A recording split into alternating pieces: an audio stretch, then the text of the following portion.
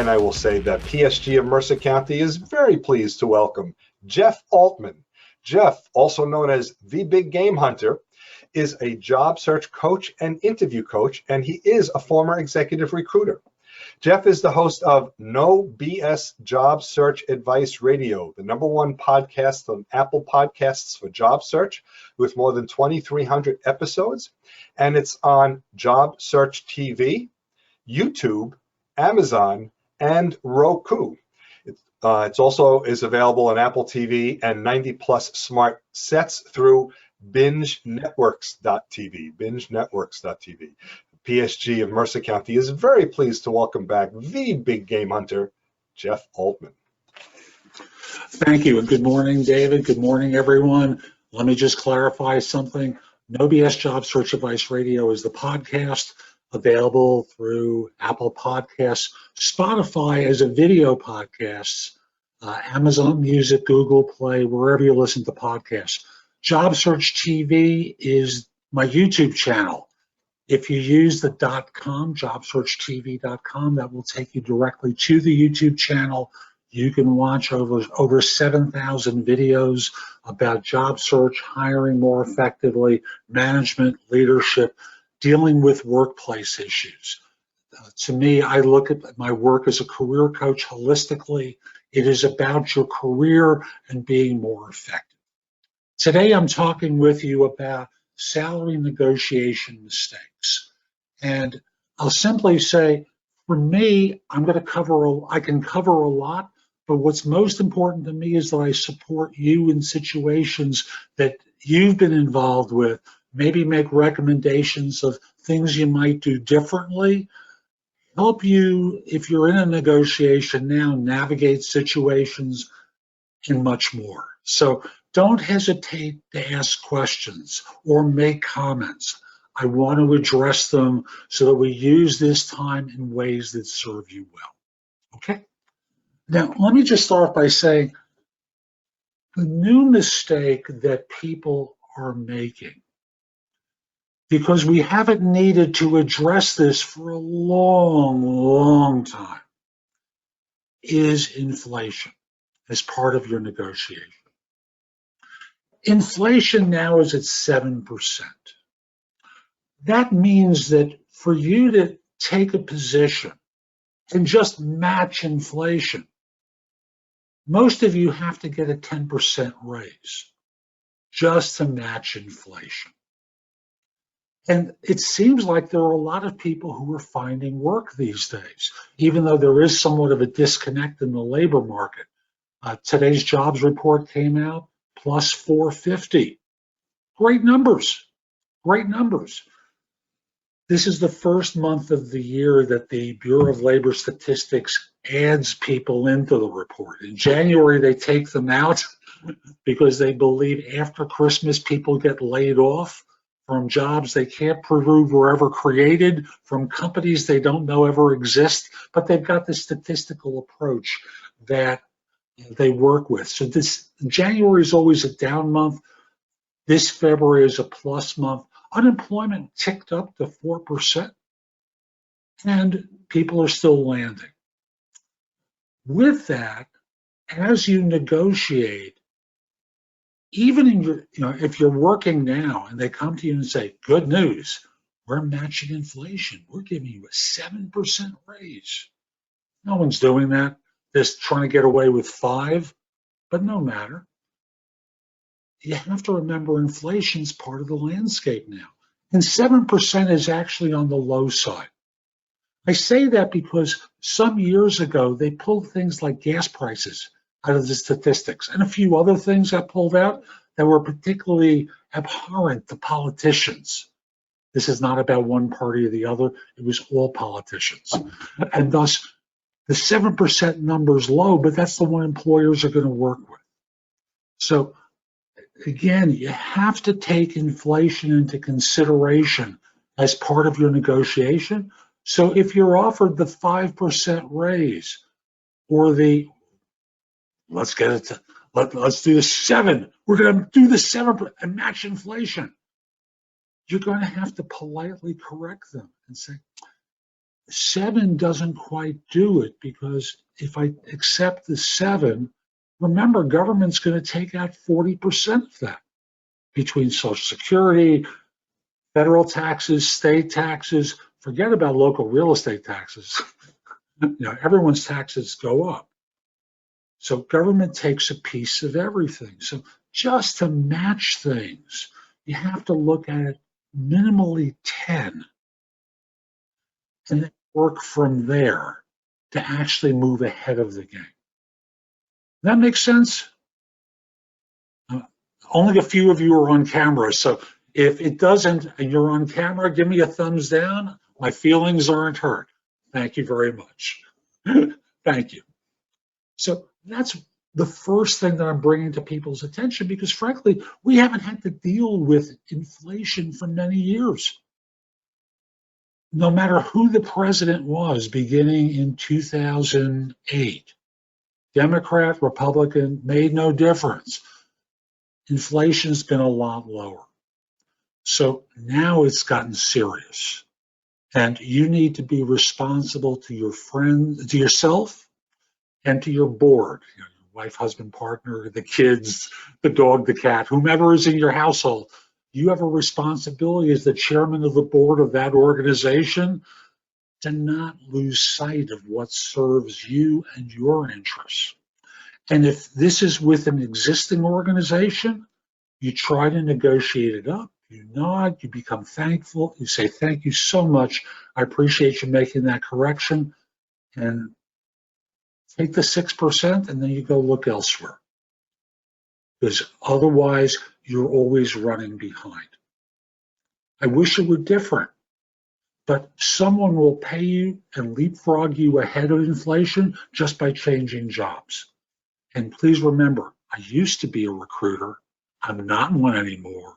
I have no financial interest in what you do, nor am I going to try to solicit you so I make a big payday at the end by placing you at a client. So remember, you are the chairperson of the board of your own organization. And as such, you have a responsibility to your shareholders and yourself to not lose track of the financials. Okay, let's go to the next one.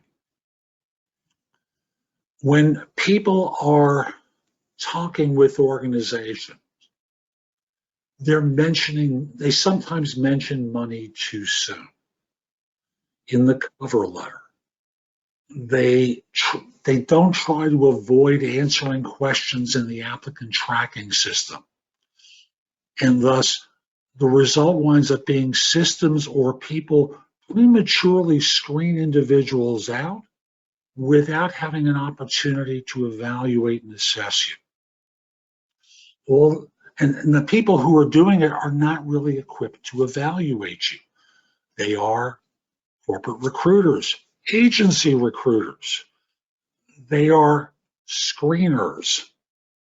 And like a screener in the Wild West, imagine California during the gold rush days. I've got my pan, I'm down in the river, I'm trying to find the gold that's in the water, right? And they're hoping that when they put the water in and they shake it, the gold will rise to the top. The only problem with most screeners is they don't know what gold looks like. As a result, you have to remember the goal is to get to the real decision maker. And the screener is there to filter you out.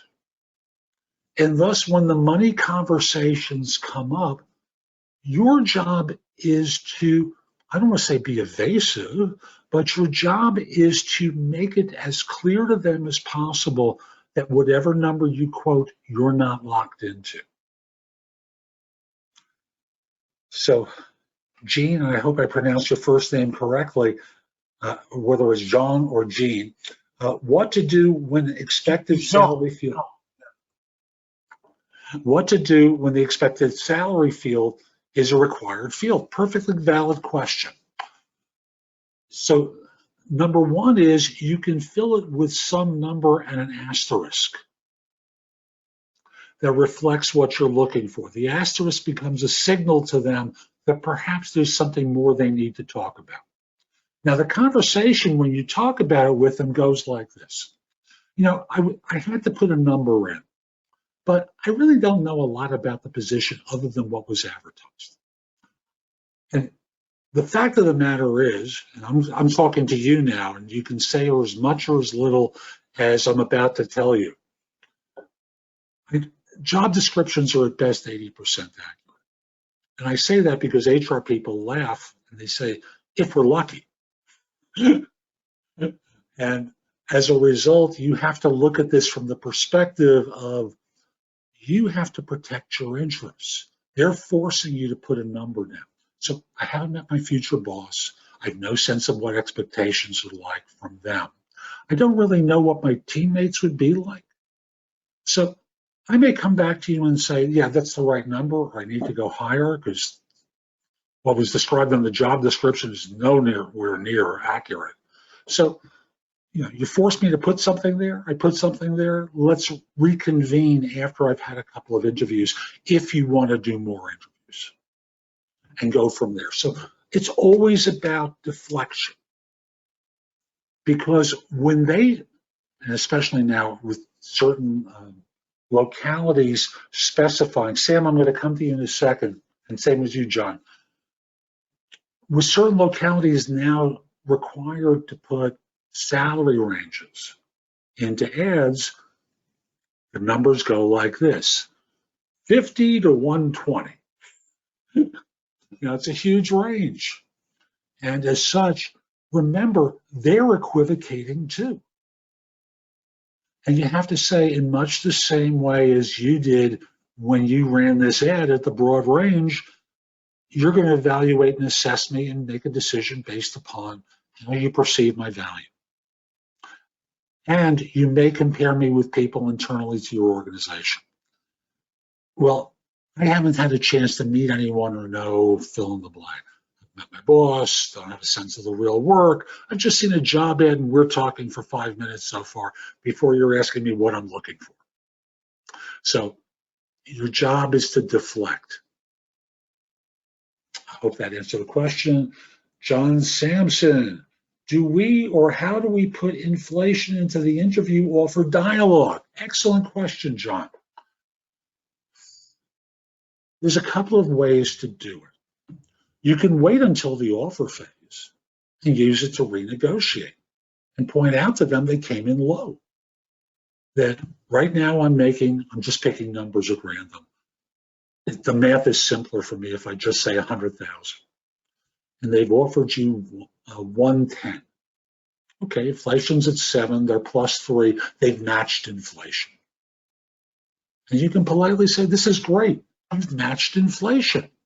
My current employer, at the time I give notice, may do the same thing.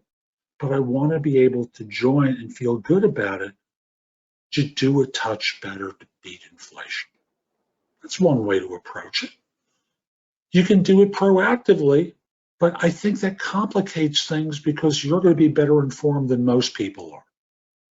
So to me, you always want to make them fall in love first before you get into the position of negotiating and bringing out the fallacy of their proposal. Anyone else have a different approach that they would use? I'm very happy to learn from you too. I may be an expert at a lot of things, but we're all learning with one another.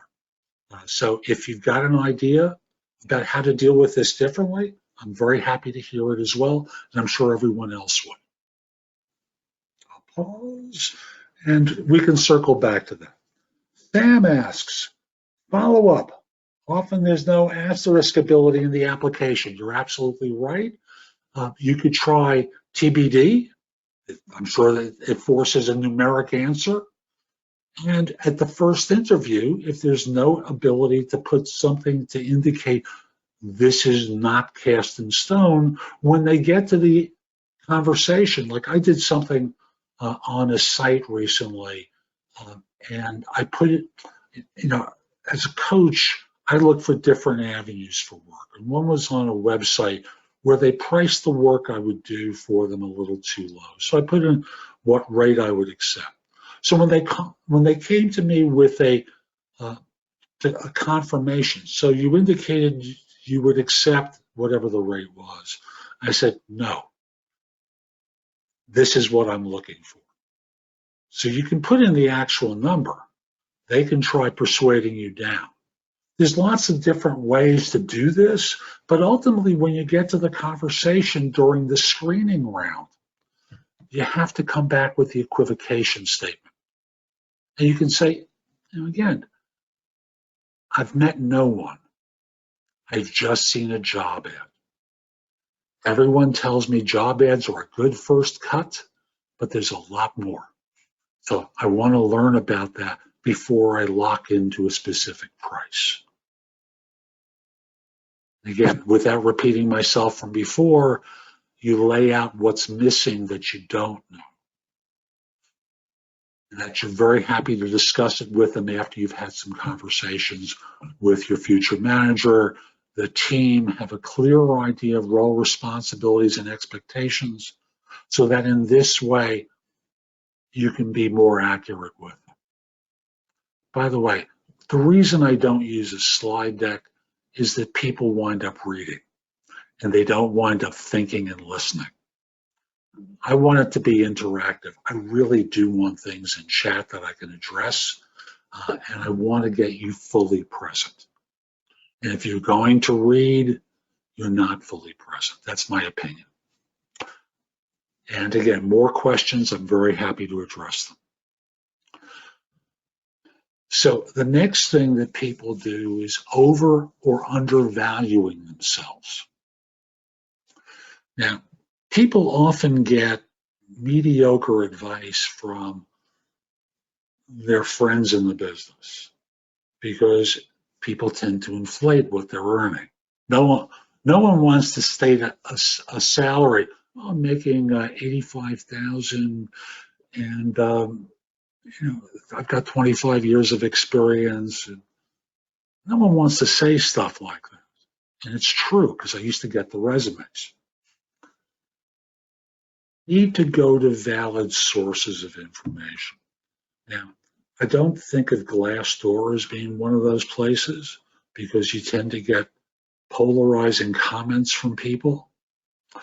Sometimes some of the other legitimate salary sites do have accurate information, but when you talk to recruiters, I think they can be somewhat valuable in this regard. And they can give you a sense of where they see you in the market. And remember, they're going to try and talk you into a number because they've got a job that fits that range. So let's say you're interviewing at Amazon for the sake of argument. Amazon pays for what you do this salary. They're going to quote that salary to you. Is there any flexibility becomes the follow-up question. Let's see how they respond. And sometimes they can go a little higher. Really, how much?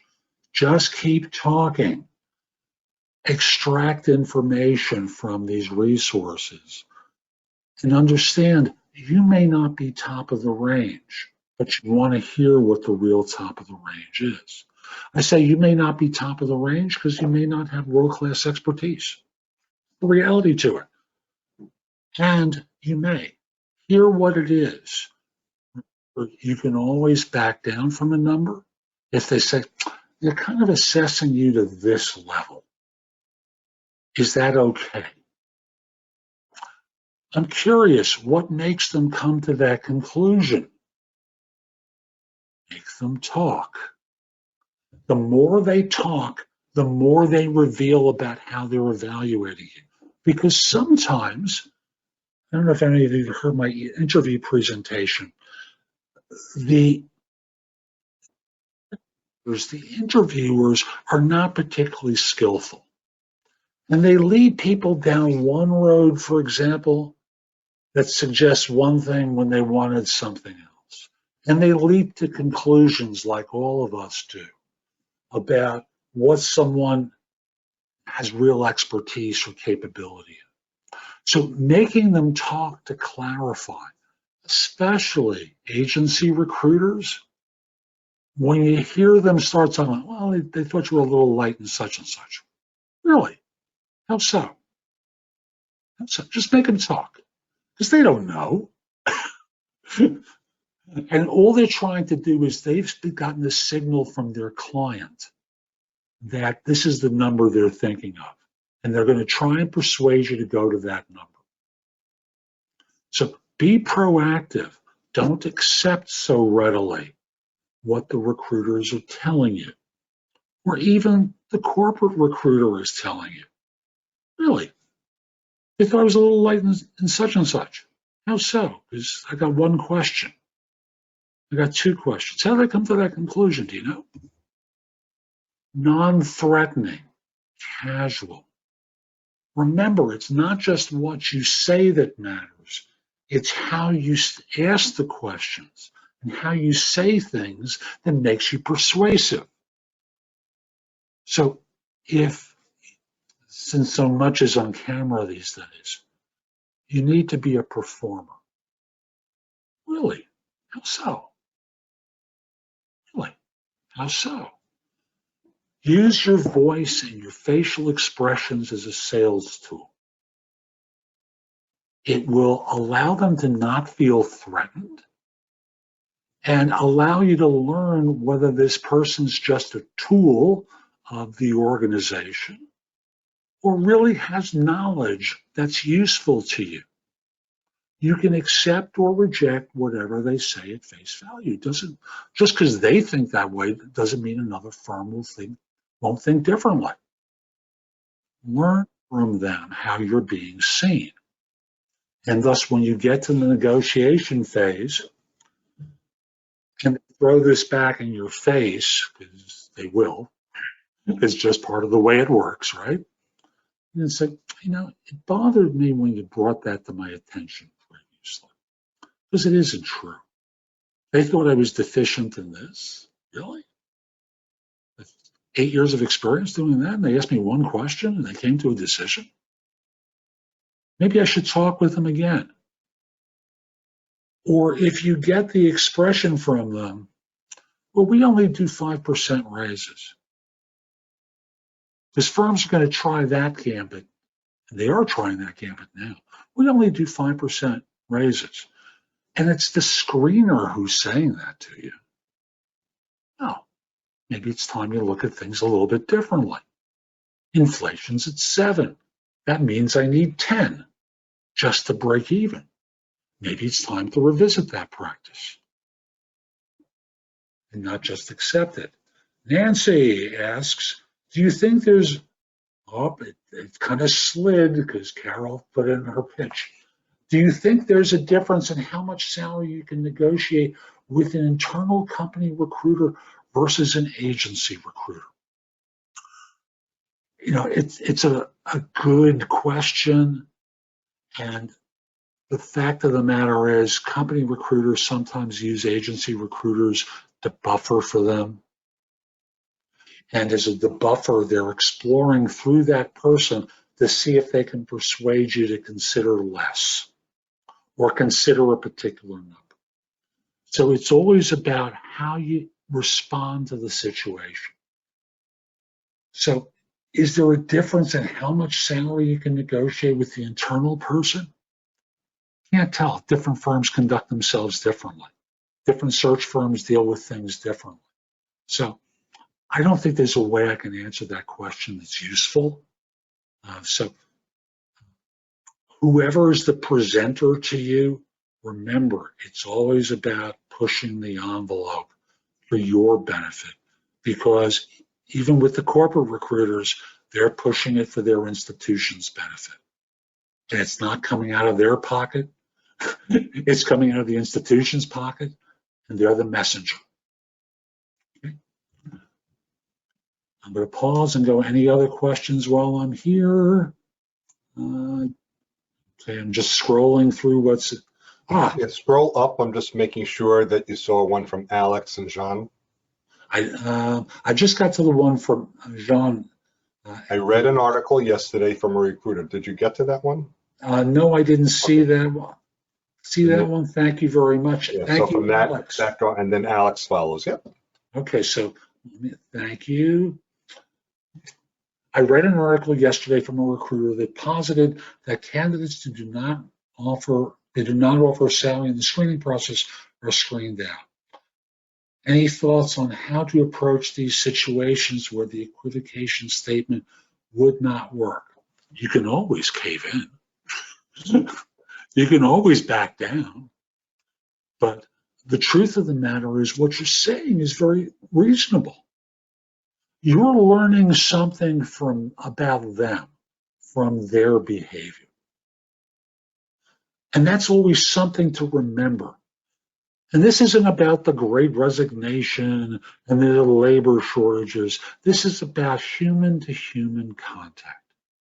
If they're going to, and this is the way I view it now, bully you at this phase, imagine what's going to happen when you're on board.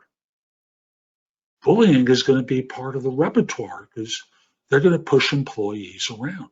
Now, that doesn't mean you don't accept it, but you've learned something and you can make choices and not go in with blinders on, oblivious to how they conduct themselves. Just like they're observing you to figure out whether you would fit their organization behaviorally, well, you need to learn from them to see if they fit your desires and how the kind of work environment you want to be involved with, because you're going to be the one who's going to have to live there. Let me go to Alex's question. Let me find it again. My apologies. There we go. How can one find out what his real value is in the market? There's no simple answer because there's lots of variations. It's why I tend to think of ranges. So for example, when I did search and we talk about a Java developer, millions of types of Java developers. There's so many different permutations of that. What are the wage scales in your firm? You know that. You know people who've worked elsewhere. What are the wage scales in those organizations? Those are more realistic. You come to groups like this. You ask questions. You find people with comparable backgrounds. You share information. It's not cast in stone. There is a supply and demand component of it. And you start to notice how anxious the hiring manager is to hire someone. It causes you to push the number up, right? The corporate recruiter is always going to try and talk you down. They'll ask questions like, so what would you say the rock bottom base salary is, exclusive of bonus, you'd find acceptable to join the organization? Rock bottom? Really? At times like this? With labor shortages? Really? Oh yeah, we're seeing lots of people, but you haven't hired anyone. Obviously seeing lots of the wrong people. So let's go on a date first before you start persuading me I should accept a smaller dowry. Let's figure out if this makes sense for both of us and come back to that question later on. Deflect, deflect, deflect, because it serves you. And they may not like the deflection. And again, I come back to the premise of you're learning something about them. Everything that you do and say communicates something to them. Job applicants are trained to be obedient girls and boys, and that doesn't serve you. And nothing I'm saying so far is designed to be loud and obnoxious. What? Are you kidding me? We're not going down that road. Everything is very reasonable. Everything is reasonable. And you're being a human being talking to another human being. You will learn a lot from them. And as you start to get multiple offers, as will happen, you'll have choices to make and leverage to exert at the time you receive the offers. Because many of you tend to think, I'm only getting one offer. I don't think so. Many of you are going to receive multiples. And with the multiples, you can play one off against the other. So coming down, scrolling down, Bear with me. I have to come to Jean or Jean's next question. John. John, thank you very much. Can you share the myth on what recruiters say when they assert that they are advocating for you when asking for salary requirements? So, having been a recruiter for as many years as I was, initially we communicate what you told us. Now, if we know the range can be higher, I know I would go for a higher number and say, maybe a little flexibility if necessary, but most of them aren't having the conversation directly. That comes once there's an expression of interest. When they're doing a submission of a candidate, many of them are doing electronically by submitting a resume to their system that's designed to screen out who's been previously submitted, who's previously in their systems, etc. So they too are buffered, just like you are buffered. Sometimes, I'll use Bloomberg as an example.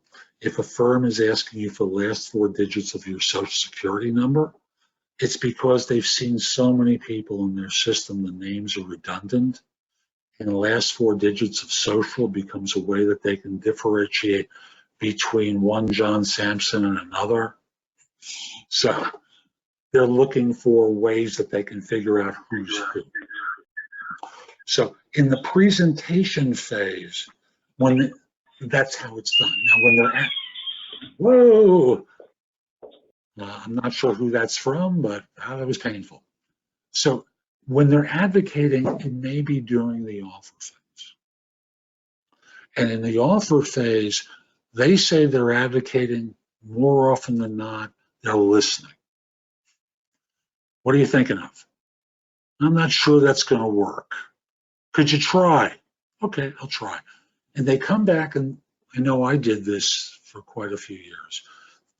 I'm going to have a conversation at 4 o'clock today with you, and I'm going to want to negotiate the offer for you. Now, I want to do a parameter test with you to see what would be feasible for you.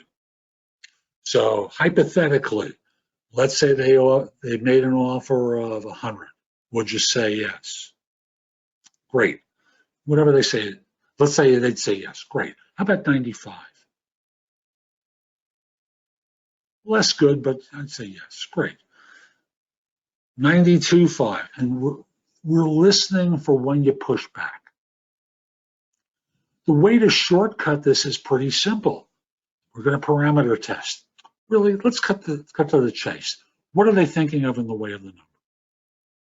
Let's go right to it instead of doing the parameter test. What have they been talking with you about in the way of an offer? Cut through the noise, get to the reality. Or you can also play along and know that this is what the game is. It's your choice. Depends on what your personality is like as to what you think you can do. But that is the game. When they're trying to see what your rock bottom base salary is, exclusive of bonus, you'd find acceptable to join their client, they're looking for where you start resisting. And they're working up from there. Okay. Let me just see if there's anything else in chat so far. Scrolling through. Alan has a question. I found it. Yep. After you get an offer, do you negotiate salary and benefits together or separately? Now, you have the offer. And my first response is if they're both wrong, rather than respond right then and there, I want to make sure you're composed because they've done this a lot more than you have. So my thinking is you hear the offer and you go, huh, and let the silence do the work. Huh.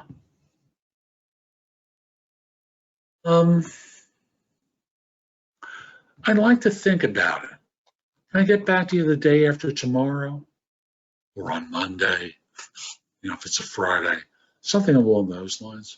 Now, this makes them nervous. So now you've gotten their attention. because they want to close this out.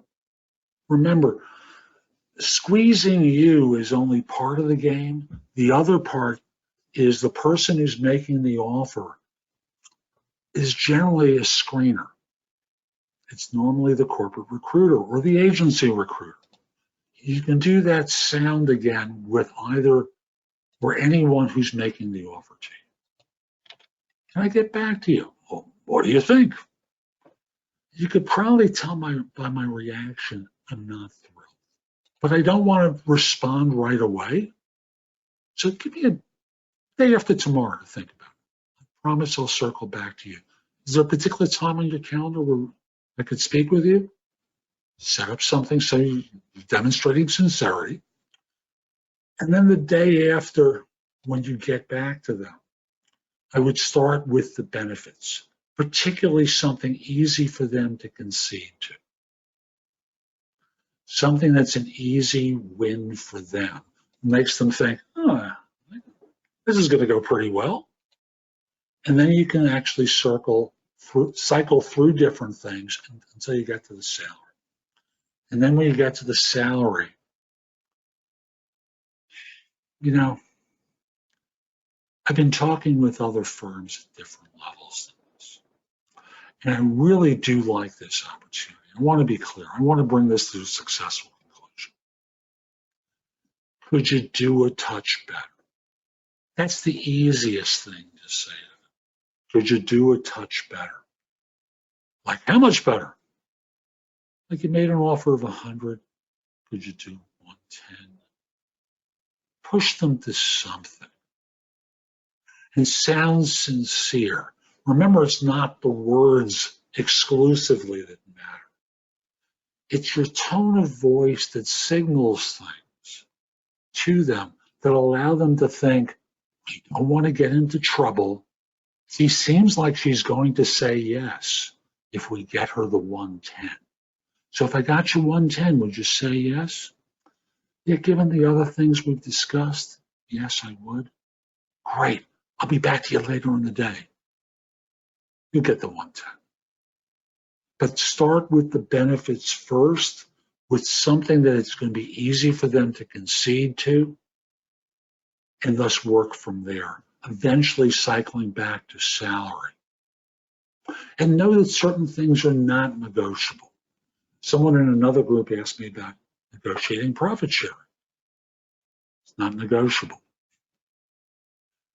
Restrictive stock units can be negotiable with certain organizations. So you can try and negotiate the RSUs.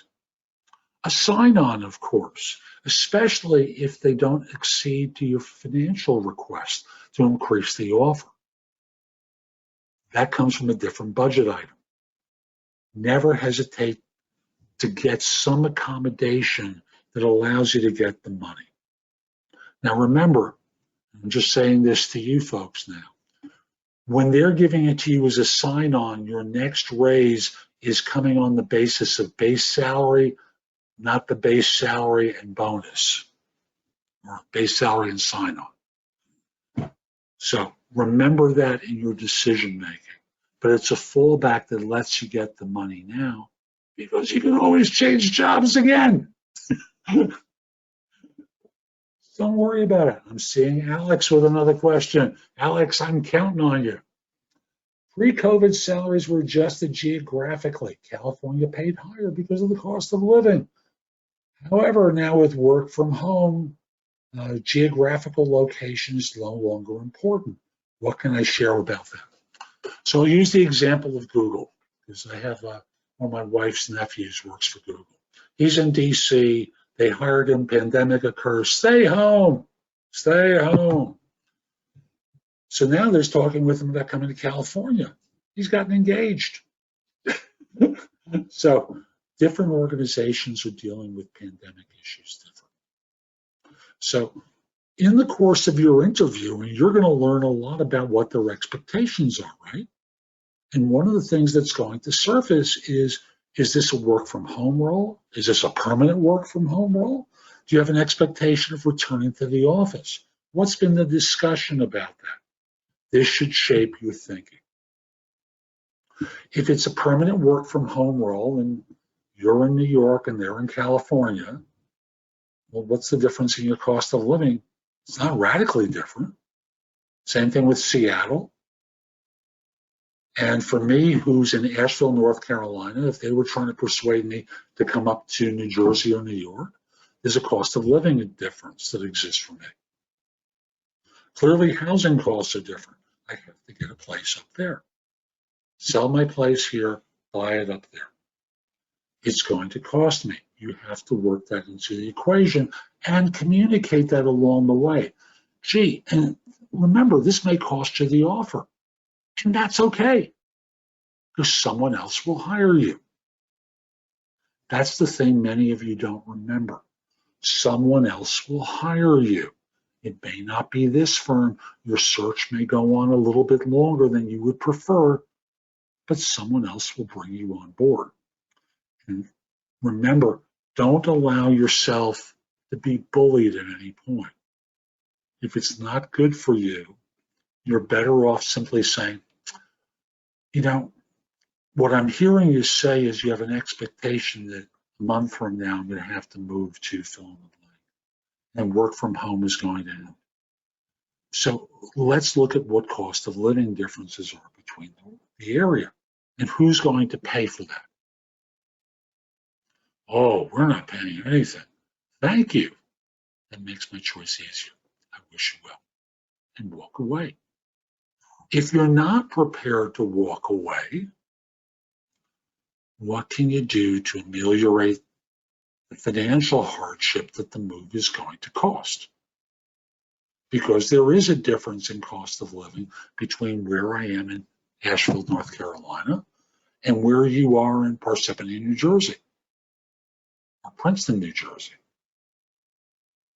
And listen, to get back to you, I'd really appreciate that. Notice the sincerity in my tone of voice.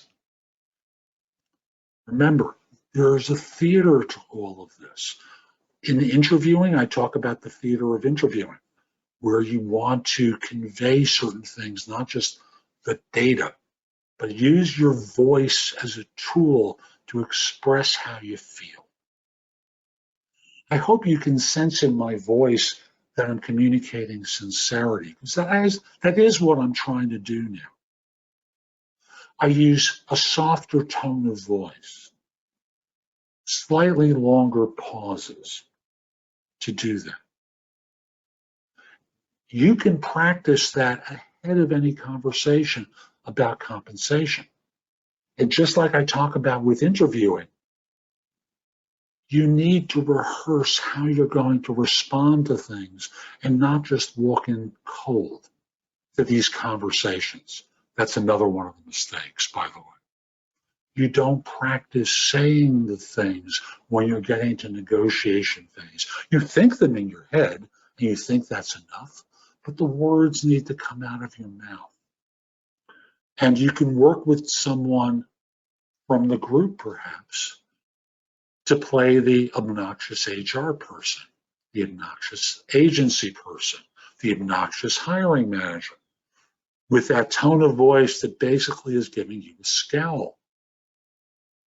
And in responding to the scowl, you don't buy in. Remember that earlier example I gave? Well, maybe this should be the first time you go above 5%. I know you haven't really evaluated me yet. Maybe this should be the first time you exceed 5%. It's all casual, no anxiety. It goes to another mistake people make. Their anxiety comes through in their voice. The anxiousness communicates something to people. John, I'm going to come to you in a second. The anxiety communicates to people, and you don't want them to get you. Because once they have you, they're going to become more inflexible. Let me come back to questions here. It looks like John is the next one. I recently had a situation where the application process required disclosing how much I wanted to earn. However, the hiring manager started the interview with, I don't think we can pay the salary you're requesting. We can pay X with a bonus component. Is this Is this negotiation tactics? Sometimes, most of the time, but they haven't had a chance to evaluate and assess you. How do they know that you're not worth the real number? Now, why ask for the salary up front then? They saw something in your background. They were willing to take a shot. Now, hopefully you didn't travel to their offices to have this conversation. That's one of the good things about what's going on now, is you at least do this where you don't have to drive somewhere most of the time. If you're driving somewhere to have your time wasted, it's just such an insulting behavior on their part. And again, that's a message. David put my mobile number in for text and my email address. Don't call me because often I'm coaching other people or I'm recording content. Text me in advance. We'll set up a time to speak. Okay. I've got a scheduling link through my website, thebiggamehunter.us. You can always get on my calendar for a free discovery call for 30 minutes. And I'll answer questions there. Hopefully this isn't just an opportunity to milk me for everything I know, and you're sincerely interested in my coaching you, and I'll answer some questions. Give me the courtesy of letting me know that that's what it's about. Feng has a question. I was just scrolling up because I had seen that. Yep, good. Interviewing for a position that requires physical presence on site in the office. Can you suggest an argument for higher pay for the COVID risk? Any data to substantiate the risk? I haven't looked for data. That's the fact of it. I haven't looked for it, nor would I look for it. You guys need to look out for yourself in this regard. So it begs the question of why would you apply for something that's going to require regular in-office appearances if you're not interested in that? I did a video recently for about remote work.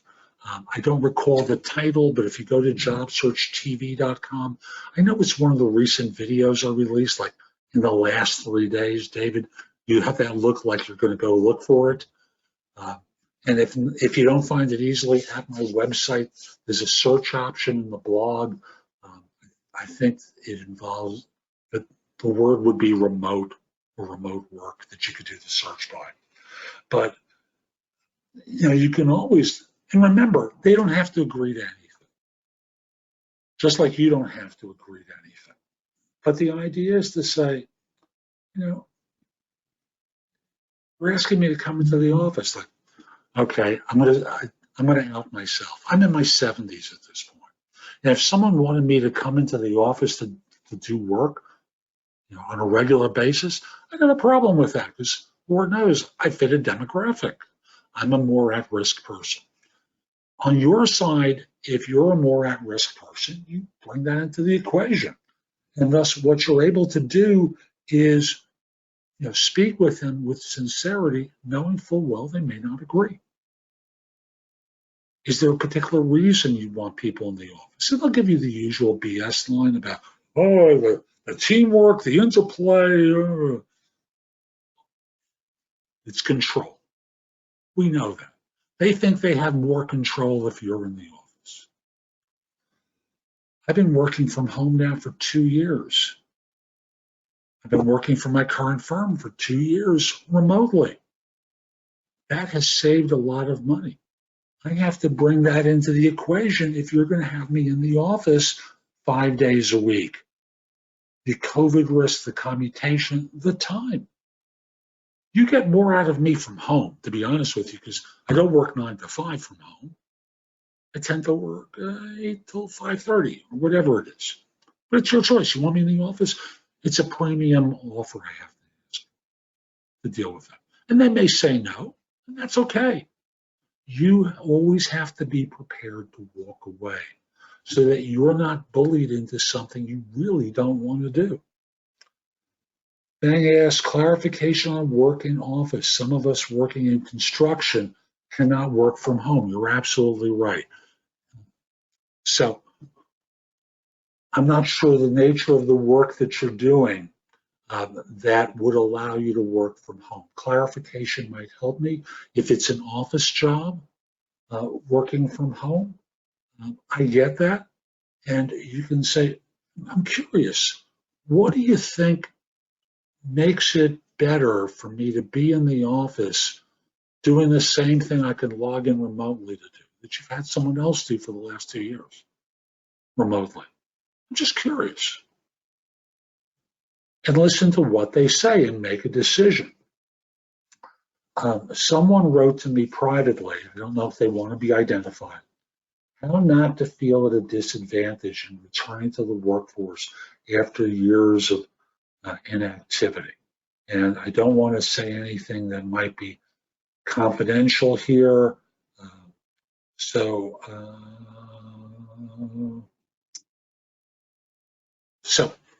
your network is important when you've been out of the workforce for a while. So start off with the premise of reconnecting with people that you've worked with previously. Hi, how are you? It's been a couple of years now. Yeah, the kids are now grown. It's time. I'm thinking about getting back to work. This is female and male.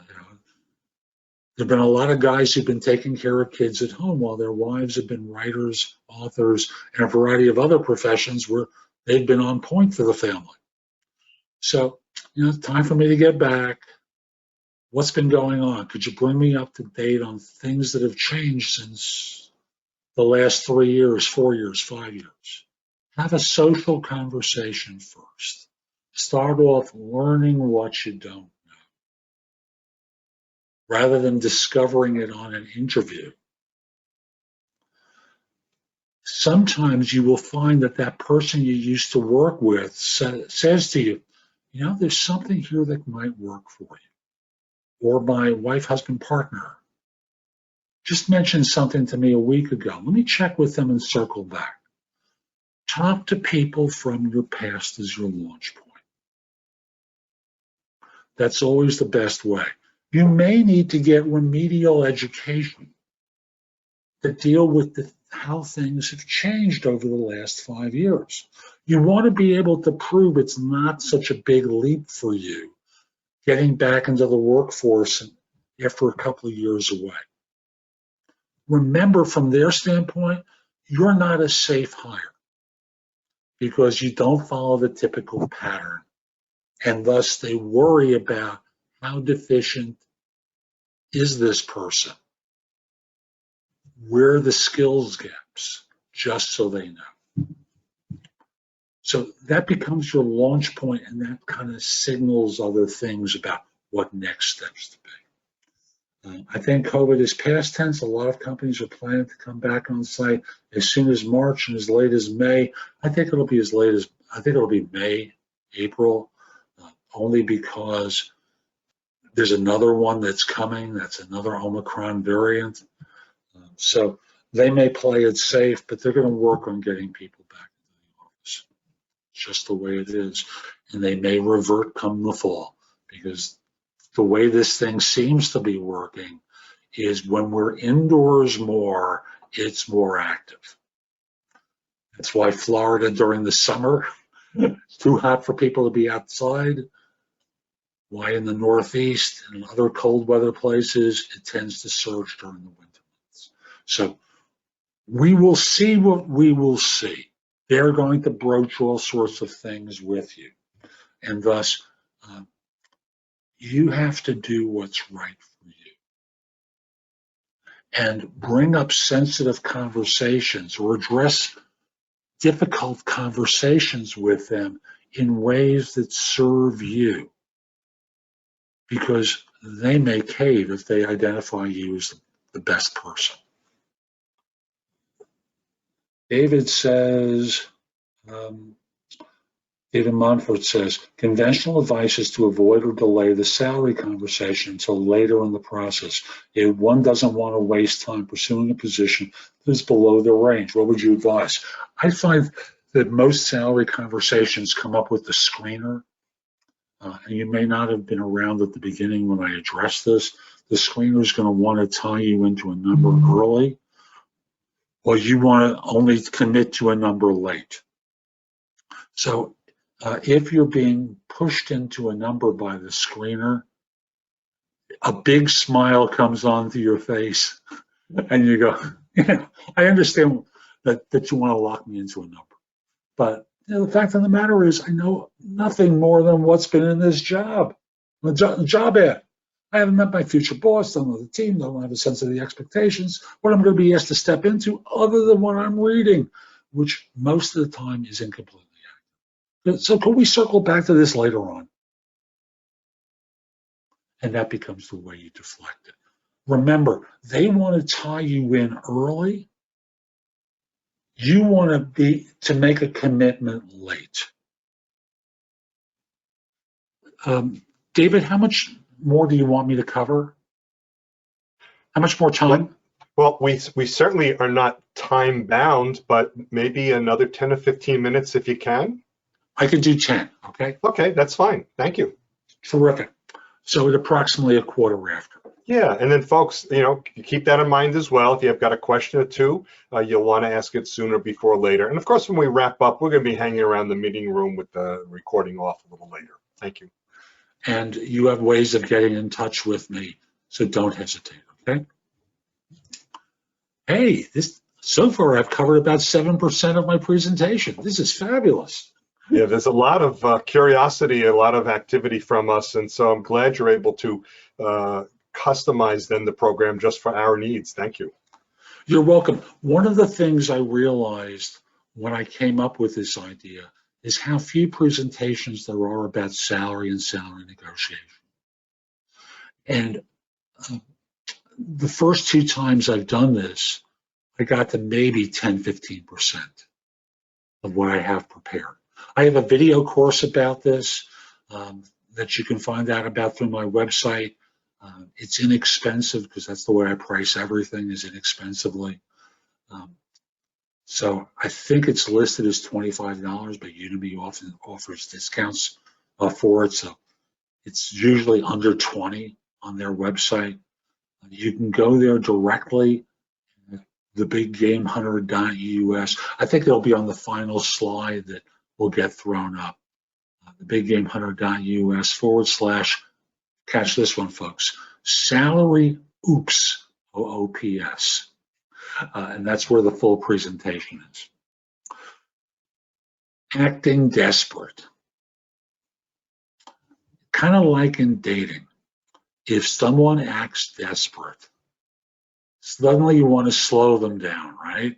Oh, slow down, please. Much too aggressive here. Let's get to know one another first. Well, if you're the anxious one, it's a turnoff to them as employers. Their thinking is, and I don't agree with it because I helped to create this myth in the market. They have a myth that passive job applicants are superior to active ones. I helped to create this myth because I couldn't afford, I'll give you an idea how long ago this was, I couldn't afford big New York Times ads in the financial section. So I came up with this idea that said, I find the best person available, not the best one who sees your ad on Sunday in the financial section or in the classifieds of the New York Times. My goal is to find the best one available. And frankly, that person isn't reading the Times on Sunday. They're not looking at it for a job. And this is what you're up against. So from the standpoint of how you present yourself as anxious, no one likes desperate people during dating. Been a long time for me. No one likes desperate people when you're dating. No one likes desperate people when you're job hunting. And you may feel desperate, but you need to contain that and not show it.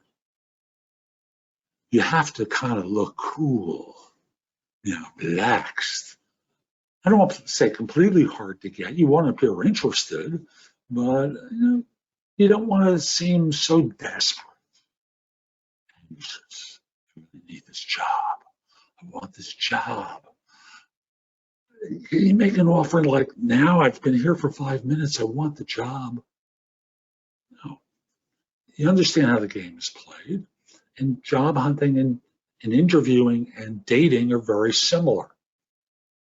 The desperate person goes home by themselves. The anxious person in a job interview most of the time is rejected. So when you're getting to salary negotiations, they become less flexible the easier you make it seem that you're going to be to join. The more desperate you are, the less flexible they're going to need to be, because they believe they got you. Conversely, if you treat negotiations like it's a cage match, and it's like an MMA battle, and it's a war, I got to win the war, and you got nothing to give up to them, then you're going to lose, because even if you get the money, they're going to hate you once you're on board. I remember, this is going back a lot of years, I had a total compliance IRS audit the first year I started my first business. I had a home office in the West Village, and there was an IRS agent there every Friday for 6 months. Catch that one. He's going through every detail. My accountant comes to me toward the end of this and goes, he's being transferred and wants to close out the case. You got anything you can give him? So he feels like he got something from you for all this time he spent on Friday afternoons so he could go home early. I said, my cable TV bill. Now, I used it legitimately for certain purposes, but I said, how about my cable bill? Great. At that time, it was $50 a month, so it's no big deal. Remember, it was the old days, it's the 80s. So I gave him the cable bill. He goes, cable bill? Reject! It cost me $150. I was okay with that versus everything else he was looking for. So if you've got something that you can concede at this particular point in the negotiation, give them something so they feel like they won, but you're going to win bigger. I have 1 or 2 more points, unless there are questions, and then I'll wrap it up. Listening to your aunt or uncle for advice, who they think they're the expert on everything, but they're telling you what to do, but the last time they looked for a job, Ronald Reagan was president. And there are those situations where you have family members who know nothing, who are telling you what you should do and how you should job hunt. You should go to their offices and try and meet with them without an appointment. That will show them you really care and you want to work there. Like, people are going to let you into their offices, right? How does that work? Like, have you noticed that there's security in all these buildings? And when it comes time to negotiation, they've got opinions too. And they're so 1970s, maybe. Maybe they're 70s if you're lucky. Some of them were even older than that. So when all is said and done, listen to people who have some real knowledge. And you got people like that in this group. And there are other people who you know who are actually knowledgeable. Let me just wrap by saying, I'm sorry, let me come to Alex's question now. Because work location is no longer relevant, American jobs in danger. Companies can hire from India that's a 30-year-old question. Actually, jobs are coming back. The question is labor. Is there adequate labor? I've tended to think that, I'm not being political here, I just want to be clear. The thing about the southern border is about getting low-cost labor to do those kind of jobs that, we've all seen people work in stores. The boomer generation is starting to retire. They don't want to stand in Walmart as greeters. They're being forced to do that if they need a few dollars. But there are people coming across the southern border who can do certain jobs that the boomers are disappearing from. I speak as one myself. So recognize that following the baby boom is the baby bust, Gen X, a very small population group. So there are jobs that will need to be done by people who are in this country who may have crossed the southern border or have immigrated here. This has been my premise for why this is all going on, beyond simply who they're going to vote for. I think there's an economic reason as well. Going past that, companies can hire from India for a fraction of the US salary, yes, but they got to deal with time zones, and they don't like that. And there are people, the millennial generation is more complicated than the boomers. Gen Z and the boomers are kind of alike in their work attitude, but the millennials and Gen X don't want to put up with that crap.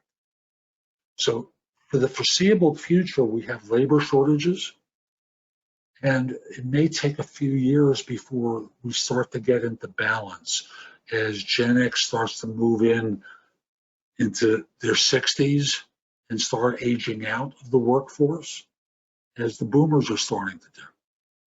By the way, when they talk about the labor shortages, they talk about 3.5 million deficient people in the market, or people who've disappeared. 2.5 million retired. It's 1 million that have not returned yet.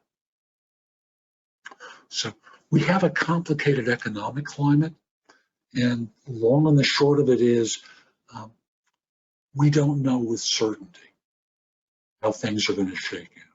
And for those of you who are in white-collar professions, your skills are going to be important, your flexibility and your adaptability to change is going to be important, your ability to anticipate trends is going to be important.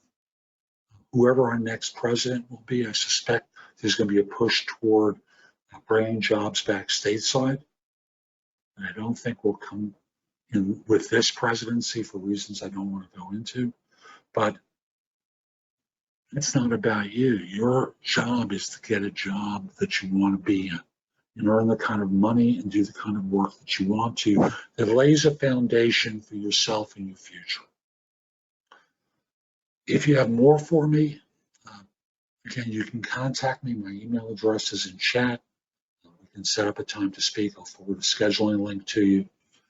There's a ton in my blog at thebiggamehunter.us. There are more than 12,000 posts there that you can watch, listen to, or read that I've created over the years that will help you with job search, hiring, management, leadership. Thank you for putting that in, David. It's there. Text me rather than call, because if I'm coaching, I'm not taking a phone call. And unless you're on my phone, I don't take phone calls. I return calls.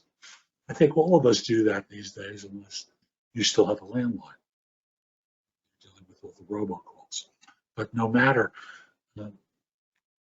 I'd love to help you further. Is the slide available, Kathy, that I sent to you that you're able to put up on the screen? I didn't see that just yet, so. No, I can pull that up, Jeff. Just give me a minute, or I'll send it to you, David, because if you're in a better position to do that. What is it, a contact info slide? Yeah, with a couple of courses I have available on my website and all the other stuff. So I'll just simply say the skills needed to find a job. Yep. And I'll also post that slide with the link to the video, so it'll be on our website if people want to download it later. Great. The skills needed to find a job are different than those needed to do a job. Salary negotiation, and again, I got to very little of my presentation. I wanted to make sure that I covered your questions. Salary negotiation, they have an advantage because they do it much more frequently than you guys do. Thus, learning the pitfalls of the negotiation are important for you so you don't hurt yourself and your candidacy. And remember, right now you're in a market where you are advantaged. They're not going to let you in on that secret, but you read enough, and there's a disconnect. I mentioned the 450,000 jobs created. I interviewed someone recently for my YouTube channel and podcast, and we described it as being like an 8th grade dance. There's a disconnect between what each side is looking for, and no one crosses over to the other side. So when they want you, they want you. They don't want to keep dating. They want you. You checked out as the best that they've seen. They want you. They don't want number 2. So remember that in these conversations, and don't be arrogant, but just don't give away your power prematurely. I'm complete. Thank you so much for the opportunity to serve.